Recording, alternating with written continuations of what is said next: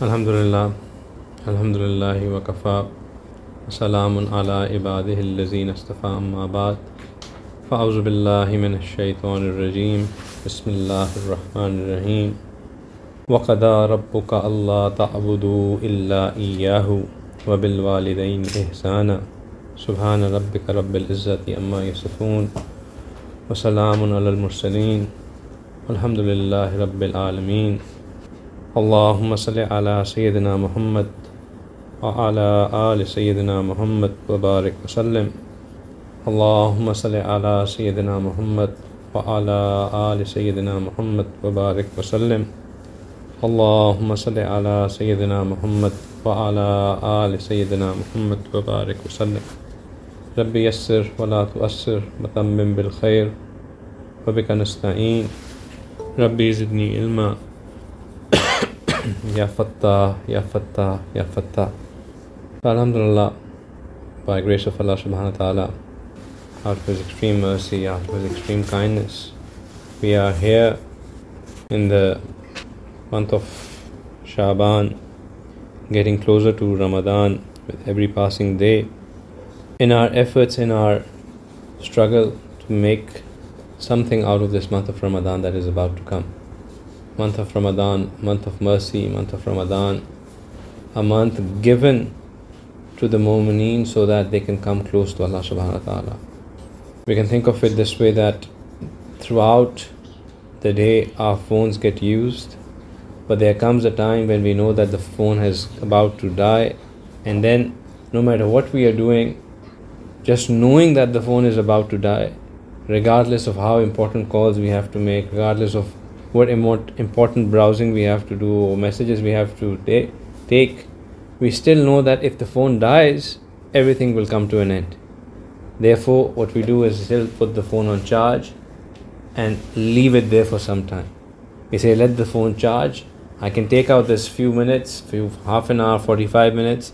I'll let the phone charge and then I'll carry on with my other activities. But it is important that the phone should get charged. Ramadan, Allah subhanahu wa ta'ala has made for us to get spiritually charged. The only purpose that the Ramadan serves, among others, is that it charges us spiritually. Throughout the year, our batteries get drained. Throughout the year, the different things that occur in our life, emotional, physical, psychological, mental, they drain us. They affect our body and they affect our spirituality. They affect our body because we tend to listen to our nafs more. They affect our spirituality because we take less care of our spirituality. The calamity is that when the spirituality becomes weak, when our spiritual state, when our spiritual health becomes weak, it comes to a point where our Iman is in jeopardy. Our spiritual health safeguards our Iman. If our Iman is going to be in question, then we have a lot to lose. And therefore it is just like if the phone would die, we would lose all the connectivity, we would lose all the messages, all the important calls that we want to make. We would have nothing to do it with because it has come to it, it has died. Now what can we do? But with phone, it can still get charged and can get revived up, and there can still be some hope that, we will get in touch with people again. If we die spiritually and our Iman goes, then that's a debt that we can't afford. Because that would mean that when we leave this earth, no matter how good a work that we have been doing, no matter how great a task that we have been performing, all of that would amount to zero. Our Iman is our biggest asset. Our Iman is the most valuable thing that Allah subhanahu wa ta'ala has given to us. If we have Iman and we die with Iman and we have nothing else to go besides our Iman, there is hope from Allah subhanahu wa ta'ala that Allah will forgive us. If we have Iman, there's a Hadeeth that comes that a person would come to Allah subhanahu wa ta'ala, he would have 99 registers full of sins, nothing except wrongdoings. And it comes that this the height and the width of that registers would be so much that if you were to look at them, they would fill the entire space between the earth and the sky. That's how much he would have done wrong. He would come with those 99 registers, and they would be put on the mizan, and the weight of them on the wrong side would be so much that it would come down. So the person would acknowledge that all of this belongs to him. He would say that yes, all of this belongs to me. I am the one who has done all these wrongs. And it would be for sure that now he is going into Jahannam. But then one chit would be brought. One chit would be brought. And on that chit would be something that would be written. And that chit with something written on it would be put on the good side of his mizan. And as soon as it would be put, it would outweigh all those 99 registers, and his good side would become heavy. And he would be forgiven, and he would be put in Jannah. So, question would be asked, and what was on that chit? Just one chit, 99 registers, so heavy. What flipped the equation? What made him become so successful? It would be said that on that chit was written the kalma that he recited, with which he brought Iman, La ilaha illallah. His Iman, just his firm belief that La ilaha illallah would save him, and Allah subhanahu wa ta'ala out of his mercy would forgive him. So that's how important our Iman is. That's how important our Iman is. If we have Iman, we have hope. If we do not have Iman, and we have endless amount of good deeds in this dunya, we are an excellent person, we take care of people, we are very good with animals, we stand up for all the human rights, all the social rights, all the animal rights, everything. We take care of everything. We are honest, we are upright, we feed people, we look after everyone, everybody is happy with us, everybody thinks we are a saint. But if we do not have Iman, Allah subhanahu wa ta'ala says, when that person would come on the day of judgment, all these good deeds would become puff. They would become like a puff, and they would go away, because we did not have Iman. The ideal combination is what Allah subhanahu wa ta'ala keeps on telling us throughout the Quran, is that وَالَّذِينَ آمَنُوا وَعَمِلُوا الصَّالِحَاتِ, that those who have Iman and those who did good deeds. Those who have Iman and those who did good deeds. Those who have Iman. Why, if Iman is the most important factor, why does Allah subhanahu wa ta'ala even emphasize on doing good deeds? The reason that Allah subhanahu wa ta'ala emphasizes on doing good deeds is so that we live a life that would allow us to die a good death. We live a life in a manner that would allow us to die on Iman. Because Iman is preserved by our good deeds. When we have good deeds, it ensures that if we are living as per what are good deeds in sight of Allah subhanahu wa ta'ala, the deeds that Allah subhanahu wa ta'ala has defined for Haqooq Allah and Haqooqul Ibad, the rights of the humans, the rights of the Ibads, and the rights of Allah Himself. When both of these are fulfilled, those are good deeds. And when good deeds are fulfilled, Allah subhanahu wa ta'ala says that now this person has been living a good life, and with that we have this hope that because of that Allah will give us a death which is a good death, and that a good death is the death which is on Iman. It comes in Hadeeth that one whose last words are that of a kalma, dakhala Jannah. The one whose last words are a kalma, the one whose last words are La ilaha illallah, dakhala Jannah, he would enter Jannah. So that is the good death. How do we ensure we die a good death? We die a good death if we live a good life. Because Rasulullah says, the way you live, so shall you die. The way you live, so shall you die. And this month of Ramadan comes for us to accentuate our good deeds, to accelerate our good deeds, to clean away, to wash away all the wrongs that we have done. And single act of ours adds to our greatness. It increases us in our good deeds. It increases us in our closeness to Allah subhanahu wa ta'ala. A nafal act done in Ramadan is that of equal to a fard.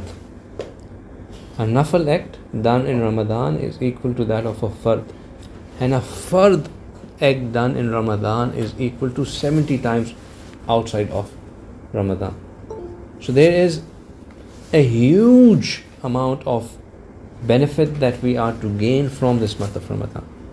But we can only gain these benefits if we are ready for this month.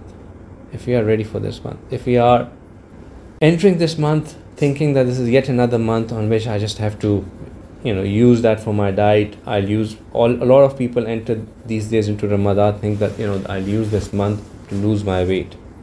We think that, I will not eat pakoras and samosas this time around, and that will help me save, lose some weight, and that's what the objective is. Often hear from people that inshallah is Ramadan mein main weight lose karunga. They have the entire focus is on losing weight. But Ramadan is not for losing weight. Ramadan is for gaining spiritual weight. Ramadan is there for gaining spiritual weight. And the time for getting ourselves in the shape to gain that physical weight is, if any of you has been doing bodybuilding, you would know that those who do bodybuilding, they are very focused on gaining mass. They want to, build their muscles. They want to gain mass. They don't say we want to build weight. They say, we have to gain mass in our biceps. We want mote dole, right? Those, how do you end up getting those? You end up getting those by eating right, by doing the extra effort, by doing that intense workout just when you are completely drained. Right? You push yourself to the limit, and that pushing yourself to the limit then shows off in you gaining mass. But for that, you are ready, you're fit. Just like that, if you want to gain that spiritual mass in the month of Ramadan, we have to be fit for it. We have to be fit for it. And the month of Sha'ban is the month of mercy. Rasulullah said that before the month of Ramadan comes a month which is a month of mercy, where the winds of mercy starts blowing. When a storm is about to come, a huge storm is about to come, you can tell the atmosphere starts changing. Right? The clouds have come, there's some serene silence, there's quietness in the air, the wind stops blowing, but you can tell it is building up, the pressure is building up and it will soon burst out. Shaban is like that. It is, you can feel those who have their hearts connected to Allah, they can start, they start feeling that the mercy is about, the doors of mercy are about to open up. Allah subhanahu wa ta'ala's rahmat, Allah subhanahu wa ta'ala loves is about to become common for all. It is there. And this is the month that we are in. This is the month where we have to nurture this plant that we have been growing, that we seeded in the month of Rajab. Now is the time to take care of that plant. What did we speak about in the last session that we had? I've been giving you shortcuts. The faces that are in front of me are new, but those of you who have been attending from before may remember that the few shortcuts that we have spoken about are, number one shortcut was that if you get tired of listening to me, listen to it at 2x. I have experienced that if you listen to my talks at 2x, it becomes very effective. You can still understand everything and you still get to spend less time on it. So that's shortcut number one, right? Shortcut number two was tawbah. In reality, that's shortcut number one. First one was just to lighten up some mood. Shortcut number one is to do tawbah. Do tawbah, sincere tawbah. Shortcut number two, and which I call was a miracle grow. I gave the example of the miracle grow that we put in the plants to get them to grow in a expedient manner. That is following the sunnah of Rasulullah.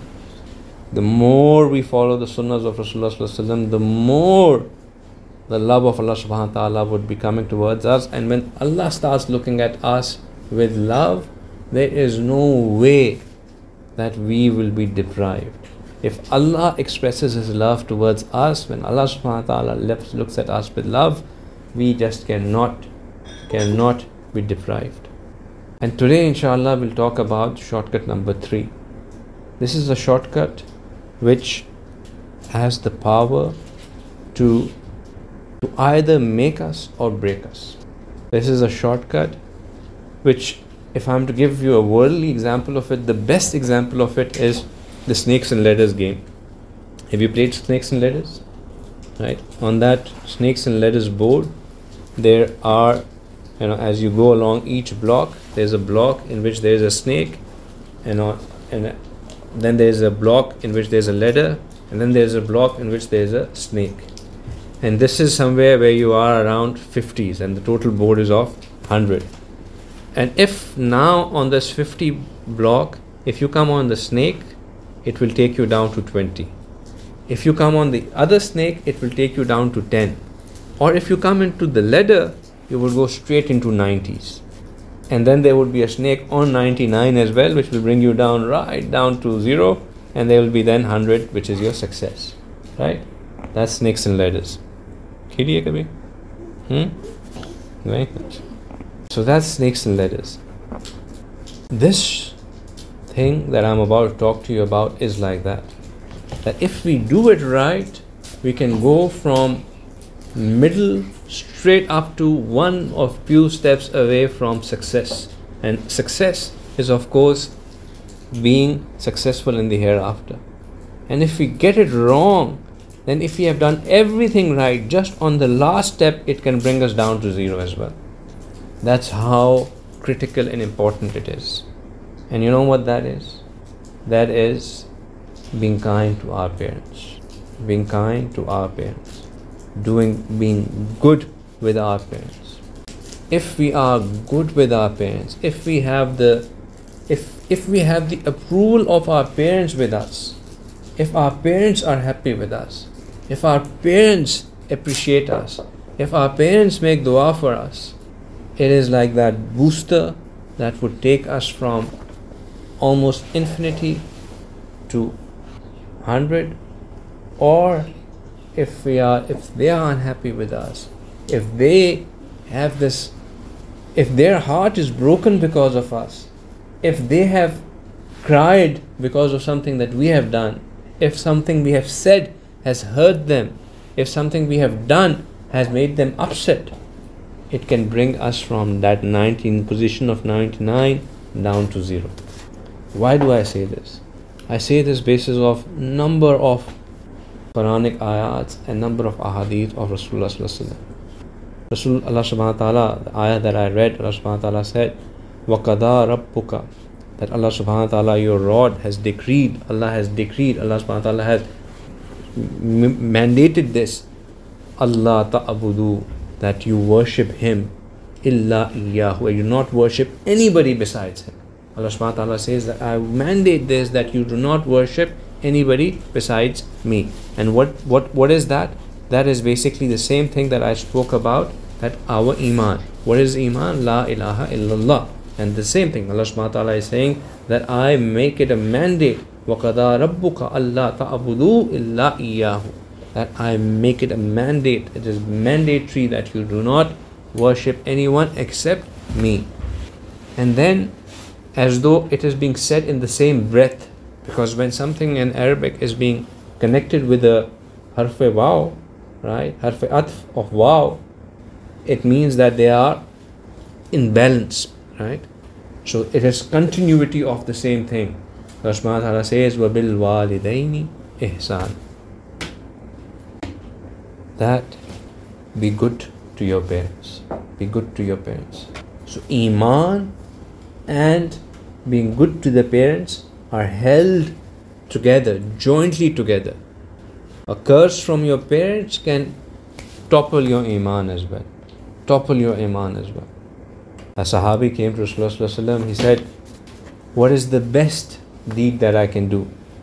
What is the best deed that I can do? He said, offer your prayers. Offer your prayers. He said, what then?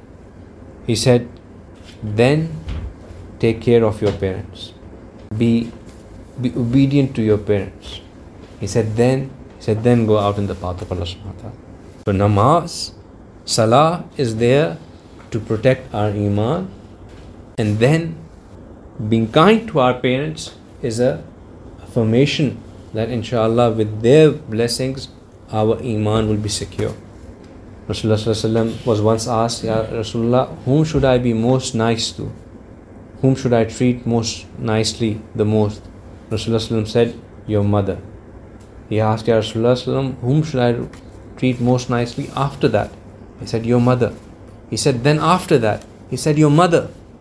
So thrice he said that the person you have to treat most nicely to, one after the other, one after the other, one after the other, is your mother. He said, then who? He said, your father. That's how much the status of the mother is, and how high the status of the mother is. And we take our mothers to be super casual. Yeah. Abba ka dar hota hai, amma se koi dar nahi. Once a person came to Rasulullah sallallahu alaihi wasallam, he said, Ya Rasulullah, it's summers and I took my mother, she is old now, she can't walk, she had this desire to do Hajj. I have picked her up on my shoulders and I did the entire Hajj while carrying her on my shoulders. Ya Rasulullah, have I fulfilled the rights of my mother? Do you know what Rasulullah sallallahu alaihi wasallam said? Rasulullah sallallahu alaihi wasallam said, you have not even fulfilled as much as the time that she cut your nails when you were a child. Not as much as that. What are you talking about? So the rights of parents are immense. Allah subhanahu wa ta'ala says, وَقَضَى رَبُّكَ أَلَّا تَعْبُدُوا إِلَّا إِيَّاهُ وَبِالْوَالِدَيْنِ إِحْسَانًا. And then he says that when either one of them or both of them reach the age of become old, reach a certain age, they become old, then فَلَا تَقُلْ لَهُمَا أُفٍّ. If either of them or both of them become old, then do not as much as say uff to them. Do not as much as say uff to them. وَلَا تَنْحَرْهُمَا. Nor do you scold them. Do not become their boss. Unke abba amma mat ban jao. Don't start telling them, what are you doing? Where is this going? What is happening? وَقُلْ لَهُمَا قَوْلًا كَرِيمًا. And speak to them with sweetness, with kindness, with respect. आप कह के बुलाएं, जी कहें, हजूरी दिखाएं. Be kind to them. Be kind to them.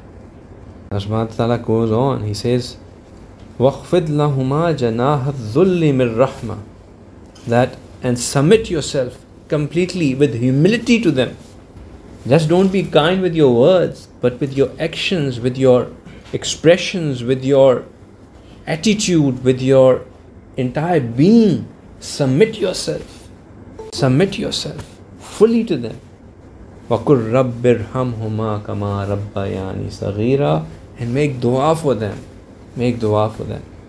This ayah is a very, very important dua and ayah. Because there are 5 things that are being told to us over there. First is that worship only Allah subhanahu wa ta'ala. There is no ilah except Allah. In the same breath, respect your parents. Respect your parents. And then subparts to respecting your parents. What are they? Number 1, that do not even say uff to them. Do not even say uff to them. Do not scold them. Do not be loud with them. Do not become harsh with them. When you speak with them with kindness, with obedience, with respect. And not only with your words, but be humble to them. Submit yourself humbly to them. And then last and most importantly, make dua for them. Make dua for them. There are in fact 5 kinds of children. 5 kinds. And pay attention to this, and they are linked into this ayah. The first kind is who are openly disobedient to their parents. They can't care what their parents say. They have no value of what is being said by their parents. You know, if the parents say A, they would want to do B. If the parents say X, they would want to do Z. They will just go completely opposite to the parents. They would shout. They would not even afraid of raising their hand at their parents, as they have fallen to that level of depth. May Allah subhanahu wa ta'ala protect us, save us from being to at that point. If somebody is at that point, no matter what he does, even if he does Hajj every year, even if he fasts every alternate day, even if he gives sadaqah every day, even if he gives majority of his wealth in sadaqah, even if he prays all the nawafil salahs and he is a tahajjud goer, no matter what he does, Jahannam is fixed for him, Jannat is banned for him. So much so that him dying on Iman is a big question mark. That's how risky it is for chot to nahi lagi? Sure? That's how risky it is for us to be disobedient to the parents. Right? Then there's a second kind who listen to their parents, but dil se nahi, majboori se. Just because they are forced to. They have no choice. They are right now dependent upon their parents. They know that, if I won't do it, I will not get my things. I have to get it done. It's not that they are doing it because of they want to do it. They are doing it just because they have no other choice. Right? They are stuck in the moment. So they are doing it because they are stuck. Such people, they are not gaining anything. They are not in the same category as the previous one, but they're also not benefiting as well. They're not benefiting as well. Third category is the ones who do good things, but every now and then they would go and they would remind them, oh, I did that for you. Ahsan jitla. I did that for you. Remember you were not needing in this. Did I not do it for you at that time? Aapko pani nahi la ke diya tha maine. Ahsan jitla. They are also they are not gaining anything. Whatever they gain by being obedient, it gets wiped out when you say that, oh, I did that for you. The fourth category is those who do things because they feel good about it. Apni khushi se kaam karte hain. They do things and they feel good about it, and they appreciate that they are doing something for their parents. And these are the ones who Allah subhanahu wa ta'ala rewards. But the best category of the kids is the ones who even before the parents express that they want something, they take care of it. Even before it comes out of the parents, they anticipate what is it that my parents like from me, what is it that my parents would like, and they fulfill their parents' needs even then before they ask for it. And these are the ones who Allah subhanahu wa ta'ala has given immense rewards for. But to achieve that stage, we have to have all these 5 qualities with us. We have to be the ones who control our tongue. We do not. This is the age, Allah subhanahu wa ta'ala has put the condition, this is the age when they have become old. One of them or both of them, they have become old. Which means that now they are like a child. Now their anxieties are more, their frustrations are more, their patience has become less. They are like little child. And this is what Allah subhanahu wa ta'ala is saying, just like you were being treated kindly as a child, now is your time to treat them child. Don't say uff to them. Don't say. Why?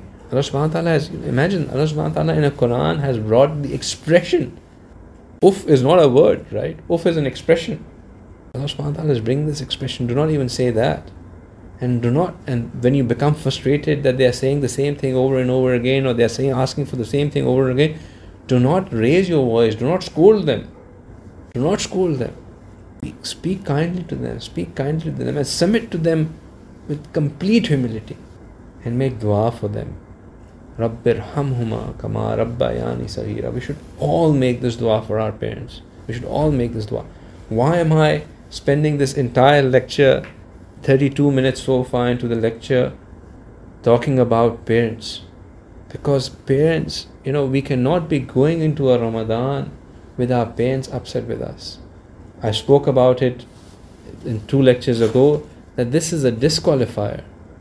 A person whose parents are upset with him, Allah subhanahu wa ta'ala does not accept his Ramadan. Allah subhanahu wa ta'ala keeps him deprived of the blessings of Ramadan. But if our parents are happy with us, it's the opposite effect. In Ramadan, there are 2 times in Ramadan which are the times of acceptance of du'as. There are 2 times in Ramadan which are times for acceptance of du'as. It's like a blank check. Allah subhanahu wa ta'ala gives us a blank check. One is the time of suhoor, tahajjud, and the other is the time of iftar. These are blank checks. You make a dua. It's so unfortunate that so many of us are not even aware that these are blank checks and that we should be spending these times making dua. We are most interested in the women are cooking all the pakoras and samosas, and the men are busy with their own stuff, doing gupshup. They don't realize that this is the time when we should connect to Allah subhanahu wa ta'ala and make dua. This is the time for making dua. This is the time for connecting to Allah subhanahu wa ta'ala and asking Him to open our hearts. If at this time, when there's a blank check, our parents are to make dua for us, how lucky would we be? How lucky we would be. And there are 2 things. One is that we ask someone to make dua for us, and the other is that automatically for someone dua comes out. And you would have experienced it yourself that a lot of people say to you that, please keep me in your duas. Sometime you remember, sometime you remember. But if somebody has been good to you, if somebody has done something to you which has really pleased you, invariably, every time you make dua, you end up making dua for that person as well. This is how we must be with our parents, that invariably our parents should be making dua for us. They should be so pleased with us that they would be wanting to make dua for us.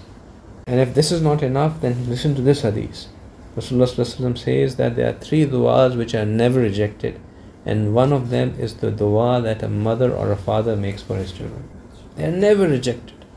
As soon as they leave the lips of the parents, they are accepted. In another hadith it comes that when a father looks at his child when he's pleased and with a pleased look, he looks at his child with a pleased look, the child gets a reward of an accepted Hajj. We may go do a Hajj, all the activities, everything, but we cannot be 100% certain that whether it is accepted or not. But we can get the reward of an accepted Hajj just by making sure that our Father looks at us when He is pleased with us, when He is happy with us in His heart. That's how important it is. That's how important it is. So, what to do? Take away action. Take away action is that let's mend our relationship with our parents. Let's make it a point that between now and Ramadan, we do something for our parents that would, if they are upset with us, they will forgive us. If we are having a good relationship with us, we do something extra for them that will make them even happier. We do something for them that will lift their hearts. We do something for them which pleases them. So let's increase our efforts to please our parents. Let's increase our efforts to get into that position where invariably they are making dua for us. If we have high competition, if we have 4 or 5 brothers and sisters compete with, we should be the first top of the mind recall for our parents. That's how our parents should be looking at us, that ye beta jo hai, ye beti jo hai, this son of mine, this daughter of mine, he is exceptional. Let's get to that point. That not a moment for them, and that gets when we make dua for them. When we make dua for them. At least in our 5 prayers, we should be making dua for them 5 times. Rabbir hamuma kama rabbayani saghira. A simple dua. Allah subhanahu wa ta'ala has taught us this dua in Quran itself. Be thankful to our parents. Be thankful to our parents. Allah subhanahu wa ta'ala has said this, has commanded this in Quran. Anashkuru li wali walidayka. That be thankful to me and be thankful to your parents. Be thankful to them, parents. Be thankful. Appreciate what they do for us. But what about if our parents are no longer with us? What do we do then? If our parents have left us, Allah subhanahu wa ta'ala has called them back, what do we do then? When Allah subhanahu wa ta'ala, it is the kindness and the blessing of Allah subhanahu wa ta'ala that in everything He keeps an opportunity. Even when we are struck with a grief as dire as our parents being taken away from us, even in that there is an opportunity. And that opportunity is that now any good thing that we do, any khair that comes from us, it would also add to the good deeds of our parents. We become a source of increasing the status of our parents in the sight of Allah subhanahu wa ta'ala. So the more good that we will do, the more it will increase for our parents. So we should do every good deed with the intention that the sawab of it should go to our parents as well. We should recite Quran for them every day. Every day recite Surah Yasin for them and do Asal Sawab to your parents who have gone passed away. Rasulullah said that not only that, but the relationships that your parents had, take care of them. The friends that he had, still continue those friendships. Look after them. If your parents had left any wasiyat, fulfill that wasiyat. If your parents had certain shortcomings, if they had any debt on them, try to remove that debt. If the parents had missed any fast, any salah, do fidya for that. Compensate for your parents. It doesn't end. It continues. You are an extension of your parents. And your kids are an extension of you. Set an example for them so that they do the same for you. It all continues. The takeaway action is that let's mend our relationship with our parents. Let's focus that before we go into Ramadan, we have pleased our parents. We have gotten into that exclusive zone of their du'as. We have gotten into that stage where they are happy with us. Because, like I said, Rasulullah made dua. In fact, Jibreel Ameen made dua and Rasulullah said Ameen. And of those two things, one was that the one who gets the month of Ramadan and he doesn't get himself forgiven, he should be destroyed. Destroyed is the person who found the month of Ramadan and he did not get his forgiveness. Rasulullah said Ameen. Next one, Jibreel Ameen said, destroyed be the person who found both his parents or one of them in old age and did not serve them and gain Jannah. And Jibreel Ameen, Rasulullah said Ameen. So, and another hadith, Rasulullah said that a person whose parents are upset from him, he will be deprived of Ramadan. So there is so much at stake. The Ramadan is at stake. The Jannah is at stake. Iman is at stake. So the parents are those two snakes and a ladder. Just always keep them. When you look at your parents, think about snakes and ladders. Think about where am I about to step? Am I about to step on that snake that will keep me down to zero, or am I going to step on the ladder that will take me very close to what my purpose is? Hazrat Musa alayhi salam, last thing, and inshallah we'll end this. Hazrat Musa alayhi salam, he once said to Allah subhanahu wa ta'ala that, Ya Allah, I want to see who would be my neighbor in Jannah. I want to know who would be my neighbor in Jannah. Allah subhanahu wa ta'ala said, okay.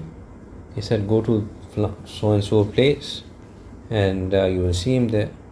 So he saw that, of course, being a Nabi of Allah, Kalimullah, such an honorable, such a high status Nabi, a person Allah subhanahu wa ta'ala is going to take me to would be a very big saint, somebody who would be sitting on his musalla, nur would be coming out of his face, and when you would look at him and you would fall in love with him because of the piety that he would be showing.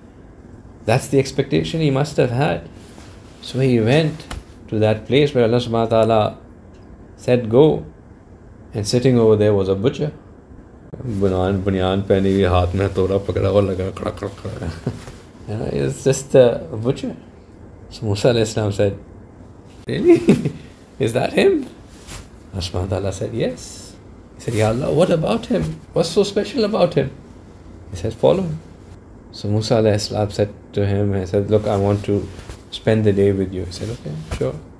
So after he kept on cutting meat and kept on, doing his butchery stuff, and after a while he went home. So Musa alayhi salam went to home with him. When he reached home, he saw that on the sofa or on the sitting place, there's a very fragile, very feeble, very old lady who is lying there.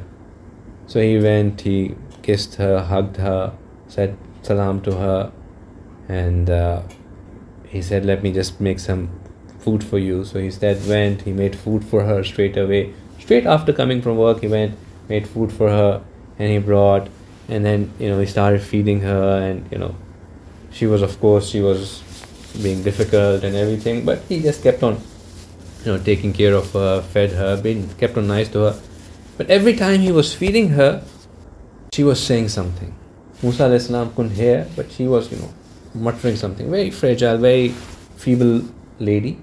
She was saying something. So after he was done and she had gone to sleep, Musa alayhi salam said, what was she saying? He said that every time I would feed her, she would make a dua that, Ya Allah, make my son neighbor of the Prophet, of your Prophet in Jannah. Make my son neighbor of your Prophet in Jannah. And then Musa alayhi salam realized that he would be my neighbor because of the dua that his mother makes for him. Allahu Akbar. Right. So this is the power of the dua of your parents. And that's what we want to get. We do not want that we are there in this Ramadan doing everything and we don't have that booster dua coming hitting for us. If we want to make something, we want that booster dua. We want that special dose behind us. But we need to work for it. We need to earn it. We need to earn it. So inshallah, let's put in our efforts to earn that dua, to get that special from our parents. May Allah subhanahu wa ta'ala give us the hidayat, give us the tawfiq. Wa akhiru da'wana alhamdulillahi rabbil alamin.